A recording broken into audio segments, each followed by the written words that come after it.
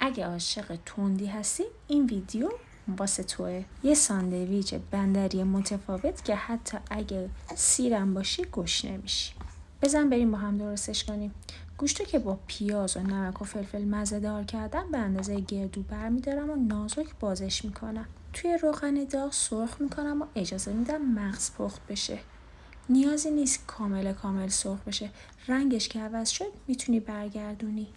گوشت رو از تابه جدا میکنم. توی همون تابه پیاز داغ خلالی رو اضافه میکنم.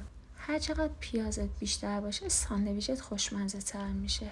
ادویه هم که فراوون بریز. برای خوش رنگ تر شدنش هم یه قاشق رب اضافه کردم.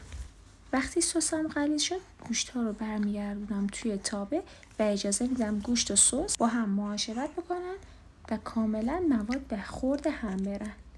در آخر هم توی نون ساندویچی یا باگت یا حتی نون لواش با خیارشور تنها یا با کاهو و کلم و گوجه بر اساس سلیقه خودت ساندویچ درست کنی یا نوش جونت کنی. امیدوارم از این آموزش نهایت لذت رو برده باشی. من مهسام و خوشحال میشم مهمون پیجم باشی.